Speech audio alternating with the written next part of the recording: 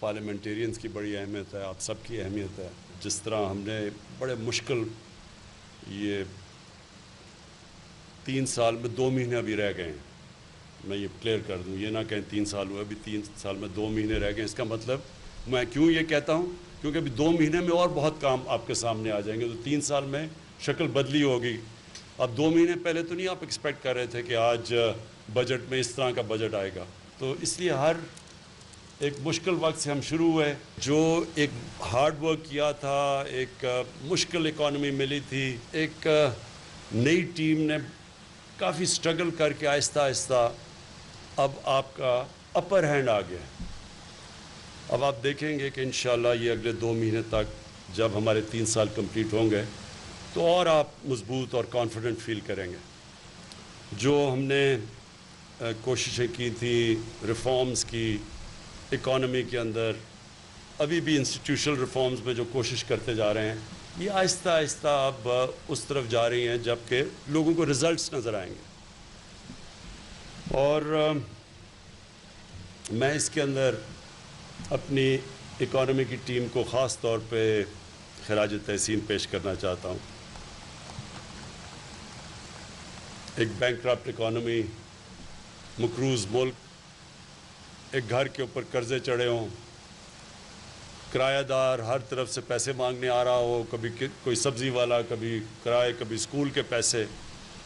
اس ماحول کے اندر ایک سروائیو کرنا، پھر سٹیبلائز کرنا اور پھر 4% گروتھ ریٹ دکھانا، یہ بہت بڑی ہماری ساری اکانومی کی جو ٹیم تھی ان کی بہت بڑی کامیابی ہے. تو میں جتنے بھی ہماری ٹیم نے شرکت کی ہے یہاں تک پہنچنے کی، میں آج اپنی قوم کی طرف سے آپ سب کو خراج تحسین پیش کرتا ہوں. ایک ایشو رہ گیا مہنگائی کا، اور مہنگائی کا بڑا سب سے زیادہ تکلیف دہ ایشو اس لیے ہے کہ عام آدمی کی زندگی متاثر ہوتی ہے اس سے، اور وہ بھی کھانے پینے کی چیزوں میں.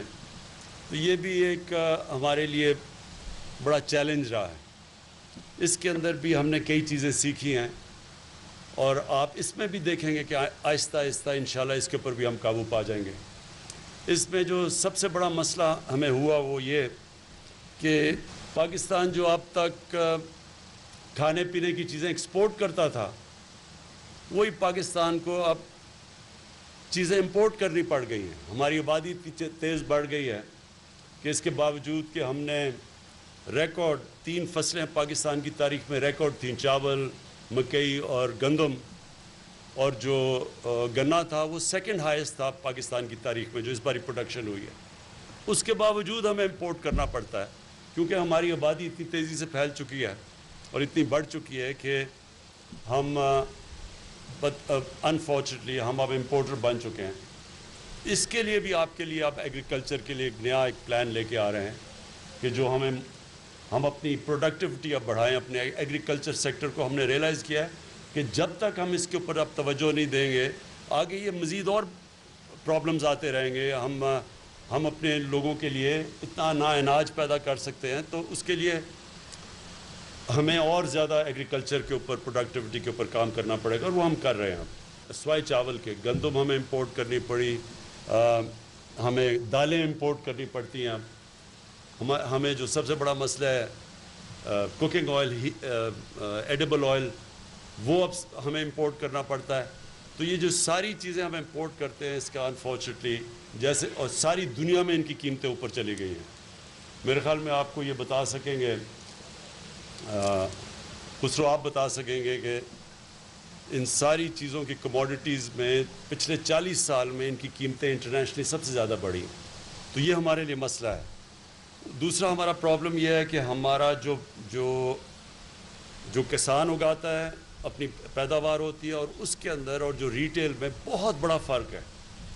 اور اس کے لیے بھی اب ہم نے ایک نئی سسٹم لے کے آئے ہیں، اور یہ چائنیز کرتے ہیں اب یہ کہ انہوں نے ورچوئل مارکیٹس بنا دیے ہیں کہ جو کسان کو ڈائریکٹلی ریٹیلر کے ساتھ انہوں نے کنیکٹ کر دیا ہے. تو بیچ میں اتنا زیادہ پروفٹ مارجن رہی ہے اب تک، تاکہ جو بیچارہ کسان کو پیسے بھی پورے نہیں ملتے، اور ادھر دوسری طرف جو کہ شہر میں اور جو چیزیں خریدتے ہیں وہ بہت زیادہ اس کے اندر پروفٹ 300 400 500% پروفٹ مارجن ہے. تو اس کے لیے بھی اب ہم یہ جو بیچ میں گیپ ہے یہ اس کے لیے پورا پلان کر رہے ہیں. یہ ہمارا اصل مسئلہ جو رہا ہے ابھی بھی ہے مہنگائی کا. اس کے لیے ایک بڑا زبردست پروگرام آ رہا ہے. وہ آپ کو ایک احساس پروگرام ہے. ثانیہ نشتر نے پورا 90% سارا ڈیٹا پاکستان کا اکٹھا کر لیا ہے. تو ہم ڈائریکٹلی نیچے 46% لوگ جو نچلا طبقہ ہے اس کو آپ ڈائریکٹ سبسڈی دیا کریں گے. یہ ایک بالکل ایک ریولوشنری چیز ہے. اور وہ آپ کو باقی تو شوکت طری نے بتا ہی دیا کہ جو ہماری ایک 4 ملین ہاؤس ہولڈس کو جو غریب ہاؤس ہولڈز ہیں ان کے لیے ہم ایک گھر کے لیے کیا کیا کریں. یہ بھی ریولوشن ہے. انشاءاللہ یہ آپ دیکھیں گے انفولڈ ہوتے ہوئے. تو میں آخر میں صرف یہ کہوں گا کہ یہ جو مشکل وقت تھا میں آپ کو پورے اعتماد سے کہہ سکتا ہوں کہ وہ ماشاءاللہ وہ اب ہمارے پیچھے رہ گیا. آگے اب آپ کو امپروومنٹس اور ریفارمز نظر آتی رہیں گی. کیونکہ جب ریفارمز کا مطلب کیا ہوتا ہے؟ ریفارمز کا مطلب ہی یہ ہوتا ہے کہ جب آپ چینج لے کے آتے ہیں تو کوئی لوگ جو کہ سسٹم سے فائدہ اٹھا رہے ہوتے ہیں وہ ریزسٹ کرتے ہیں. تو وہ ہر قسم کی ریفارم کو روکنے کے لیے ہر حربہ استعمال کرتے ہیں جس کو ہم مافیاز کہتے ہیں. مافیاز وہ ہوتے ہیں جو ایک سسٹم کا فائدہ اٹھا رہے ہوتے ہیں کرپٹ سسٹم سے. تو وہ اس کو اپنی پریولیجز کو پروٹیکٹ کرنے کے لیے ساری کوشش کرتے ہیں. تو جب آپ کے پاس ایک اسٹرانگ گورنمنٹ نہیں ہوتی وہ اس کے لیے ریفارمز کرنا بہت مشکل ہوتا ہے کیونکہ ہر جگہ ریزسٹنس ملتی ہے. ابھی ایک MTI ریفارمز آئی ہیں ہاسپٹلس کی. اب یہ گورنمنٹ ہاسپٹل ٹھیک ہو ہی نہیں سکتے جب تک یہ ریفارم نہیں ہم کرتے. وہ کیوں؟ وہ سمپل میں ذرا آپ کو صرف سمجھانا چاہتا ہوں کہ تاکہ آپ کو سمجھ آ جائے کہ کس طرح کے پرابلمز آ گئے. اب ہمیں 3 سال میں 2 مہینے کم رہ گئے ہیں. کوشش کرتے رہے ہیں MTI ریفارمز کرنے کے لیے یعنی ہاسپٹل ریفارمز کے لیے. لیکن اتنی ریزسٹنس ہے اس کے اوپر. اور یہ کیا کرنے کی کوشش کر رہے ہیں کہ گورنمنٹ ہاسپٹل کو وہ مینجمنٹ سسٹم مل جائے جو پرائیویٹ ہاسپٹل میں ہے. یعنی سزا اور جزا ہو جائے جو کہ پرائیویٹ ہاسپٹل میں. کیوں پرائیویٹ ہاسپٹل بہتر علاج کرتا ہے؟ وہاں اگر کوئی کام کرتا ہے تو اس کو پروموشن ملتی ہے. جو نہیں کرتا اس کو نکال دیتے ہیں. گورنمنٹ ہاسپٹل میں یہ نہیں ہے. اس لیے جو گورنمنٹ ہاسپٹلس کا سارا سسٹم بیٹھ گیا اس کو ٹھیک کرنے کے لیے مینجمنٹ سسٹم چینج کرنا چاہتے ہیں کہ ان کا بھی سزا اور جزا کا سسٹم ہو جو پرائیویٹ ہاسپٹل میں. اب 3 سال میں 2 مہینے کم ہے. ابھی تک ہم لگے ہوئے ہیں اس کو امپلیمنٹ کرنے کے لیے. اتنی ریزسٹنس ہے اس کے لیے. اور پھر یہ جو PMC انہوں نے نکالا ہے کہ جو میڈیکل کالجز ہیں ان کی سٹینڈرڈ ٹھیک کی جائے. میڈیکل کالجز کے اندر اگر آپ ڈاکٹرز کو صحیح معنی میں ٹرین اور ان کی سٹینڈرڈ نہیں ہوگی تو سوچیں کہ ڈاکٹرز لوگوں کی زندگی موت کے فیصلے کرتے ہیں. لیڈی ریڈنگ ہاسپٹل میں 3-4 سال پہلے جو کارڈیولوجی کی انسٹیٹیوٹ تھی جو ہارٹ کی انسٹیٹیوٹ تھی اس کی مورٹیلٹی ریٹ یعنی 100 اگر مریض جاتے تھے 24 مر جاتے تھے. تو اس کے اوپر وہ لیڈی ریڈنگ ہاسپٹل نے اس کو نکالا. ان کا MTI ان کا بورڈ آف گورننس تھا. انہوں نے اس کو نکالا. وہ جا کے اسٹے آرڈر لے آیا.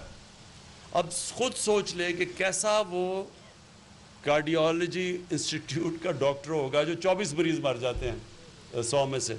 اس لیے اس کی ریفارمز چاہیے کیونکہ غریب آدمی گورنمنٹ ہاسپٹل میں جاتے ہیں وہ بیچارے ان کی سنتا کوئی نہیں ہے. اور اس ریفارمز کے لیے اتنی مشکل پڑ رہی ہے. وہ جو PMC آرڈیننس بھی تھا اس کو بھی چینج کر کے ہاسپٹلس کی میڈیکل کالجز کی سٹینڈرڈائزیشن کیونکہ وہاں بڑے 2 نمبر میڈیکل کالجز بنے ہوئے ہیں جو ڈگریز دیتے ہیں جس سے ہماری آپ کو پتہ ہے باہر ڈاکٹرز کی وہ اب مانتے نہیں ہیں. کئی جگہ پہ ہماری پتہ نہیں سعودی عربیہ میں 5000 ڈاکٹرز کو انہوں نے کام کی ڈگری نہیں مانتے. تو اس لیے کوشش کی جا رہی ہے. اس کو ریزسٹنس مل رہی ہے میڈیکل کالج. میں صرف آپ کو مثال دے رہا ہوں کہ کس طرح کے پرابلمز آتے ہیں. اور یہ جب آپ ریفارم کرنے جاتے ہیں یا تو ایک ہی سسٹم چلاتے جائیں کوئی فرق نہیں پڑتا. لیکن جب آپ ریفارم کریں گے ریفارمز کے لیے ایک مضبوط گورنمنٹ کی ضرورت ہے. اور مجھے خوشی یہ ہے کہ جو ہمارا سب سے بڑا ہمارے اگینسٹ شروع سے انہوں نے کہا نااہل گورنمنٹ ہے اور اس کو سمجھ نہیں ہے اور ان کو کچھ نہیں ہے. گورنمنٹ کی اس وقت اکنامک پرفارمنس ہے. اگر آپ ایویلیویٹ کریں ساری دنیا کے اندر ملکوں میں جو کہ کرونا کے سچویشن سے گزری ہیں ان کی کمپیریزن کریں، آپ کو حیرت ہوگی کہ پاکستان ان چند ملکوں میں سے ہے جو کرونا کے باوجود جس نے 4% گروتھ ریٹ اور بڑے مشکل وقت میں 4% جس کی آج گروتھ ریٹ ہے. تو میں آپ کا پھر سے آج آپ کو خوش آمدید کہتا ہوں یہاں، اور آپ کا یہ جو 3 سال میں 2 مہینے رہ گئے ہیں، اس میں جو بھی آپ نے ہر سچویشن میں، مشکل وقت میں، ووٹ آف کانفیڈنس میں، ہر جگہ جب آپ کھڑے ہوئے ہیں، آپ سب کا بھی شکریہ کرتا ہوں، اور اپنے ایلائز کا، خاص طور پہ میں اپنے ایلائز کا شکریہ ادا کرنا چاہتا ہوں. ہر مشکل وقت پہ آپ ہمارے ساتھ کھڑے ہیں. بہت بہت شکریہ.